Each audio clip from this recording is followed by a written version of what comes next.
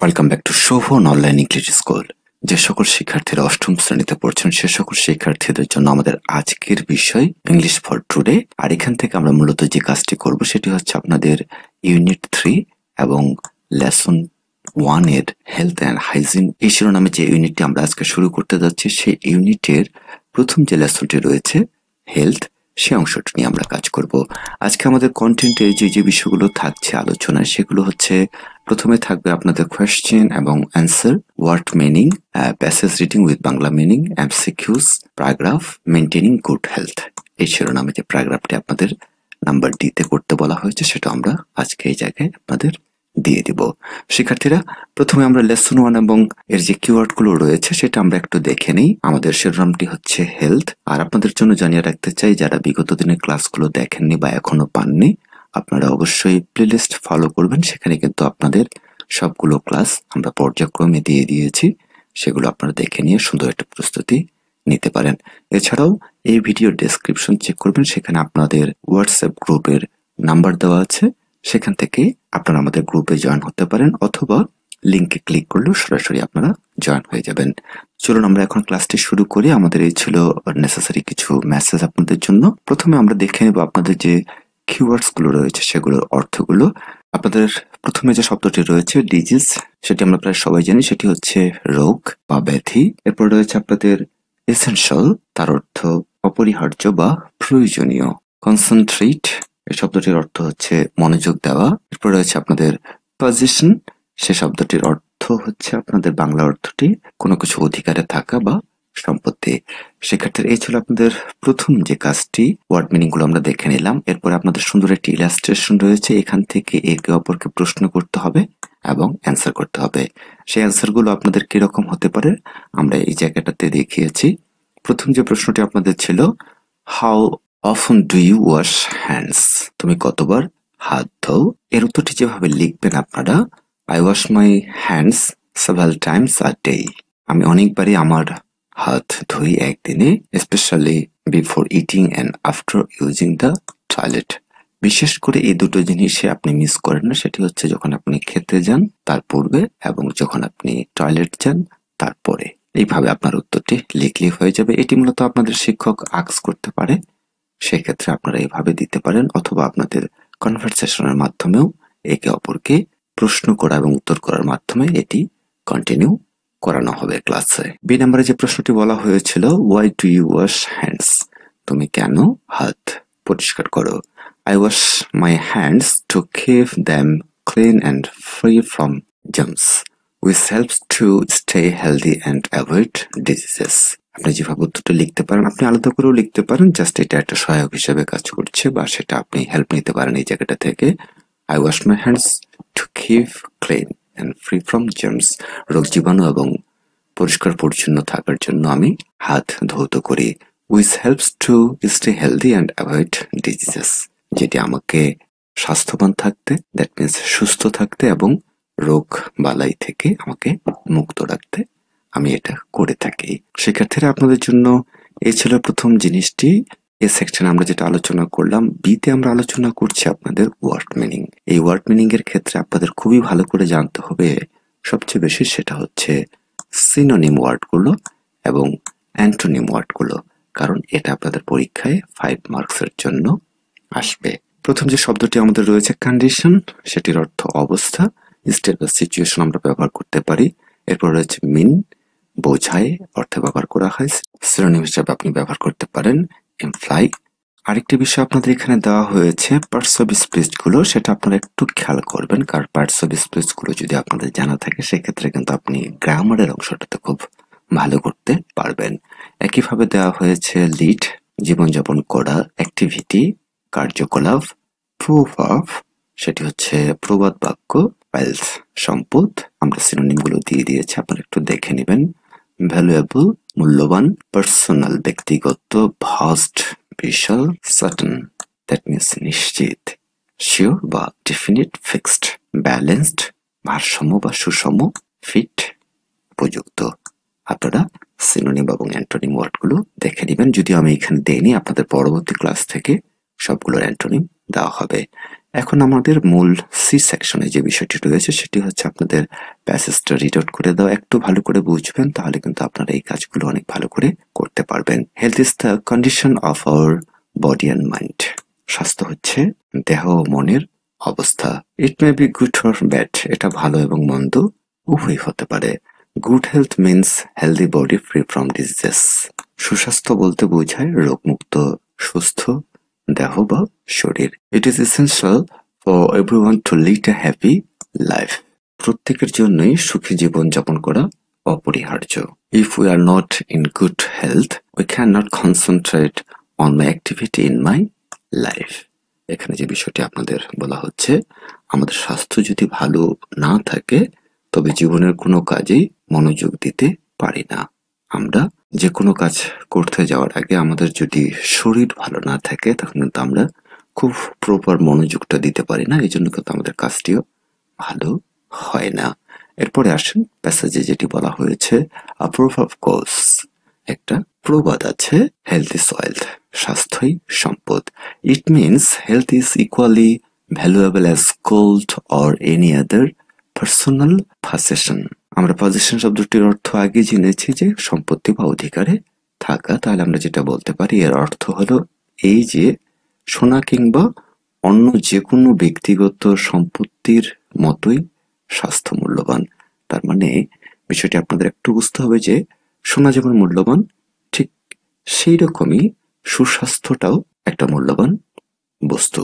We may have vast wealth and property, আমাদের প্রচুর পরিমাণ সম্পদ ও সম্পত্তি থাকতে পারে, but if we are not healthy, যদি আমরা স্বাস্থ্যবান না হই, দ্যাট মিনস সুস্বাস্থ্যের অধিকারী না হই, we can not enjoy them, আমরা সেটা উপভোগ করতে পারবো না। এরপরে আসেন, to keep our self healthy, স্বাস্থ্যবান থাকতে হলে we have to certain things, আমাদের কিছু নির্দিষ্ট কাজ করতে হবে। We have to take a balanced diet, আমাদের সুষম খাবার খেতে হবে। We must exercise regularly to keep our body fit for work, কাজের জন্য উপযুক্ত থাকতে আমাদের নিয়মিত শরীরচর্চা করতে হবে। আমরা যদি কাজ করার জন্য উপযুক্ত থাকি বা শরীরকে ফিট রাখতে চাই তাহলে কিন্তু আমাদের এক্সারসাইজের কোনো বিকল্প নেই। That is an old saying, একটি পুরনো প্রবাদ আছে, early to bed and early to rise makes a man healthy, wealthy and wise. সকাল সকাল শয়ন এবং শয্যাত্যাগ মানুষকে স্বাস্থ্যবান, সম্পদশালী এবং জ্ঞানী করে তোলে। মূলত যে বিষয়টি বলা হচ্ছে আপনাদের, খুব তাড়াতাড়ি রাতে ঘুমোতে যাওয়া এবং সকাল সকাল ওঠা একজন মানুষকে স্বাস্থ্যবান, সম্পদশালী এবং জ্ঞানী বানায়। এরপরে আসেন যে বিষয়টি বলা হচ্ছে, so we should not keep late hours, তাই আমাদের বেশি রাত জাগা উচিত নয়। We should go to bed early at night and rise early in the morning, আমাদের উচিত রাতে তাড়াতাড়ি ঘুমোতে যাওয়া এবং সকালে ঘুম থেকে ওঠা। Piece of mind is another condition for good health, আরেকটি বিষয় হচ্ছে সুস্বাস্থ্যের আরেকটি শর্ত হলো মনের শান্তি। So we must not worry over small things of life, তাই জীবনের ছোট ছোট বিষয় আমাদের উদ্বিগ্ন হওয়া উচিত নয়। আমরা অনেকে রয়েছে যে ছোটখাটো বিষয়ে অনেক বেশি টেনশন করি বা চিন্তিত হই। এই বিষয়টি বলা হচ্ছে যে যেহেতু শরীর সুস্থ রাখার জন্য আমাদের মনের শান্তিরও প্রয়োজন আছে, এজন্য আমরা অবশ্যই ছোট ছোট বিষয়গুলোতে উদ্বিগ্ন হব না। এরপরে আপনাদের যে বিষয়টি আমরা কাজ করব সেটি হচ্ছে আপনাদের বইতে যে এমসিকিউস গুলো রয়েছে সেগুলো নিয়ে কাজ করব। সিতে আছে আপনাদের সেকশনে, read the text in B silently and then choice the best answer. আপনাদের এই টেক্সটটি আবার পড়তে বলছে সুন্দর করে এবং এখান থেকে অ্যান্সার গুলো করার জন্য বলা হচ্ছে। যেহেতু আপনাদের বইতে আছে সবসময় খেয়াল রাখবেন টেক্সটের শেষে যে এমসিকিউ গুলো দেওয়া থাকবে সেগুলো আপনাদের বই থেকেই অ্যান্সার করতে হয় বা ওই টেক্সট থেকে। আমাদের প্রথম যে এমসিকিউটি রয়েছে, health means the condition of, এটা আমরা সরাসরি লাইনটা পেয়ে গিয়েছিলাম, এই জন্য আমাদের অ্যান্সারটি হচ্ছে C number, our body and mind. স্বাস্থ্য হচ্ছে একটা অবস্থা আমাদের শরীর এবং মনের। এরপরে 2 নম্বরে যে বিষয়টি বলা হচ্ছে, a healthy person is one who, একজন স্বাস্থ্যবান মানুষ তিনি যিনি is physically and mentally sound, শারীরিক ও মানসিক ভাবে স্বাস্থ্য। তাহলে আমাদের অ্যান্সারটি হচ্ছে এ নাম্বার। এরপরে আসুন আমরা 3 নম্বরে চলে যাই। We need to it balanced food. আমাদের অবশ্যই সুষম খাদ্য খাওয়া উচিত, যেটা আমরা কিছুক্ষণ আগেই পড়ে আসলাম। এবং নাম্বার 4 এ রয়েছে দ্য ফ্রেজ, একটা ফ্রেজ, এই যে ফ্রেজটি রয়েছে to keep late hours means, এই যে ফ্রেজটি এর অর্থটা কি? অনেক রাত পর্যন্ত জেগে থাকা। এই শব্দগুচ্ছ দ্বারা বা এই ফ্রেজটি দ্বারা কি বোঝানো হচ্ছে? তাহলে এখানে উত্তরটি হচ্ছে সরাসরি আমরা দেখে নিই a number, to go to bed late, দেরিতে ঘুমোতে যাওয়া। শিক্ষার্থীরা, এই ছিল আমাদের এমসিকিউস গুলো। আমরা আপনাদের ডি সেকশনে একটি কাজ ছিল, সেটি হচ্ছে আপনাদের write a short paragraph about how you can maintain good health within 180 and 200 words. একটা ছোট্ট প্যারাগ্রাফ আপনাদের লিখতে বলেছিল যে কিভাবে ইউ ক্যান মেনটেন, তুমি মেনটেন করতে পারো গুড হেলথ, ভালো স্বাস্থ্য। দ্যাট মিনস কিভাবে তুমি সুস্বাস্থ্য বজায় রাখতে পারো 180 থেকে 200 শব্দের মধ্যে, সে সংক্রান্ত একটি সংক্ষিপ্ত প্যারাগ্রাফ বা অনুচ্ছেদ লেখো। আপনারা আপনাদের মতো করে লিখতে পারেন। আমি এখানে আপনাদের একটি ফরম্যাট দেখিয়েছি, আশা রাখি আপনাদের এটি ভালো লাগবে, বা এটাও আপনারা হুবহু লিখতে পারেন, কোনো সমস্যা নেই। মেইনটেনিং গুড হেলথ আমি একটু পড়ে বুঝিয়ে দিচ্ছি আপনাদের। শিক্ষার্থীরা খেয়াল করেন, আমরা যেভাবে শুরু করেছি, maintaining good health is important for a happy life. ভালো স্বাস্থ্য বজায় রাখা একটি সুখী জীবনের জন্য গুরুত্বপূর্ণ। To stay healthy I follow a balanced diet that includes fruits, vegetables, proteins and enough water. সুস্থ থাকার জন্য আমি ফল, শাকসবজি, প্রোটিন এবং প্রচুর পানি সহ একটি সুষম খাদ্য অনুসরণ করি। Eating nutritious food helps my body grow strong and fight diseases. Eating nutritious, that means পুষ্টিকর খাবার, helps my body grow strong and fight diseases. পুষ্টিকর খাবার শরীরকে শক্তিশালী করে এবং রোগ প্রতিরোধে সাহায্য করে। I also exercise regularly by walking, running or playing outdoor games. আমি নিয়মিত ব্যায়াম করি, যেমন হাঁটা, দৌড়ানো বা বাইরে খেলা। Physical activities keep me active and fit. শারীরিক কার্যকলাপ আমাকে সক্রিয় এবং ফিট রাখে। Good hygiene is another important habit. ভালো স্বাস্থ্যবিধি আরেকটি গুরুত্বপূর্ণ অভ্যাস। এই হাইজিন যে শব্দটি আমরা পেয়েছি, দ্যাট মিনস স্বাস্থ্যবিধির যে নিয়মকানুনগুলো রয়েছে সেগুলোকে বোঝানো হচ্ছে। এটা নিয়ে আমরা লেসন 3-তে একটা সুন্দর টেক্সট পাবো, ওখানে আমরা আরো বিস্তারিত ভাবে বুঝতে পারবো যে কোনগুলোকে হাইজিন বলা হচ্ছে। এরপরে আসেন, I wash my hands before eating and after using the toilet to keep germs away. আমি খাওয়ার আগে এবং টয়লেট ব্যবহারের পরে হাত ধুই যাতে জীবাণু দূর হয়।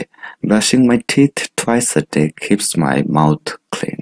দিনে 2 বার দাঁত ব্রাশ করলে মুখ পরিষ্কার থাকে। Proper slip is necessary for good health. পর্যাপ্ত ভালো স্বাস্থ্যের জন্য পর্যাপ্ত ঘুম দরকার। So I try to sleep at least 7 to 8 hours every night. তাই আমি প্রতিদিন অন্তত 7 থেকে 8 ঘন্টা ঘুমানোর চেষ্টা করি। Drinking enough water and avoiding junk food also help me stay healthy. পর্যাপ্ত পানি পান করা এবং জাঙ্ক ফুড এড়ানো স্বাস্থ্য ঠিক রাখে। এরপরে আসেন, besides physical health, mental well-being is important. শারীরিক স্বাস্থ্যের পাশাপাশি মানসিক সুস্থতাও গুরুত্বপূর্ণ। I try to stay happy and spending time with family and friends and avoiding stress. আমি পরিবার ও বন্ধুদের সাথে সময় কাটিয়ে আনন্দিত থাকার চেষ্টা করি এবং চাপ এড়াই। দ্যাট মিনস মেন্টাল স্ট্রেস বা দুশ্চিন্তা, এটা এড়ানোর চেষ্টা করি। বন্ধু বান্ধবদের সাথে বা পরিবারের মেম্বারদের সাথে সময় স্পেন্ড করার জন্য। Reading books and listening to music helps me relax. বই পড়া এবং সঙ্গীত বা গান শোনা আমাকে শিথিল করতে সাহায্য করে। দ্যাট মিনস আমাকে একটু আরামে রাখে। Lastly, I go to regular medical checkups to ensure that I am in good health. সবশেষ আমি নিয়মিত ডাক্তার দেখাই যাতে নিশ্চিত হতে পারি যে আমার স্বাস্থ্য ভালো আছে। By following these simple habits, এই সহজ অভ্যাসগুলি অনুসরণ করে I can maintain good health and enjoy a better life. এই সহজ অভ্যাসগুলি অনুসরণ করে আমি ভালো স্বাস্থ্য বজায় রাখতে এবং আরো ভালো জীবন উপভোগ করতে পারি। শিক্ষার্থীরা, এই ছিল আপনাদের আজকের আলোচনার বিষয়বস্তু। আশা রাখি আপনারা বুঝতে পেরেছেন। ঠিক এটা দিয়ে শুধু যে এই টেক্সটটি আপনি শুধু পড়ার জন্য পড়বেন তা নয়, একটা জিনিস খেয়াল রাখবেন, এই টেক্সটটা কিন্তু আপনার জীবন, লাইফস্টাইল সবকিছুকে কিন্তু পরিবর্তন করে দিতে পারে। অতএব একটু ভালো করে এই পড়াটি পড়বেন এবং অনুধাবন করবেন। পাশাপাশি আপনাদের এখানে এমসিকিউস নিয়ে প্রস্তুতি রাখতে হবে, কারণ পরীক্ষায় যে কোনো সময় এটি চলে আসতে পারে। প্রশ্ন রয়েছে, সে প্রশ্নগুলোর বিষয়ও কিন্তু আপনাকে জানতে হবে। আশা রাখি আপনাদের আজকের এই যে আলোচনাটা আমরা করেছি প্রথম থেকে শেষ পর্যন্ত প্রায় বেশ কয়েকটি সেকশনে ভাগ করেছিলাম আমরা, সেই সেকশনগুলো সবগুলোই আপনারা শুরু থেকে শেষ পর্যন্ত দেখেছেন। যারা শুরু থেকে শেষ পর্যন্ত দেখবেন শুধুমাত্র তারাই উপকৃত হতে পারবেন, তাছাড়া কিন্তু উপকৃত হতে পারবেন না। আর যে সকল শিক্ষার্থীরা একটু ইন্টারেস্টেড রয়েছেন যে আমাদের অনলাইন ব্যাচে কন্টিনিউ করতে চান, সেক্ষেত্রে হোয়াটসঅ্যাপে নক করবেন। আমাদের যে ব্যাচ রয়েছে সেখানে আপনাদের সাথে আমরা অ্যাড করে নিব এবং আপনাদের ঘরে বসে সুন্দর একটি প্রস্তুতি কিন্তু আপনি আমাদের সাথে নিতে পারবেন। আপনারা ভালো থাকবেন, সুস্থ থাকবেন। পরবর্তী আরেকটি চমৎকার ক্লাসে আপনাদের আহ্বান জানিয়ে আজকের ক্লাসটি এখানে শেষ করছি। If the video is helpful for you, you must subscribe Shobhan Online English School and press the bell icon to get more updates. Allah Hafiz.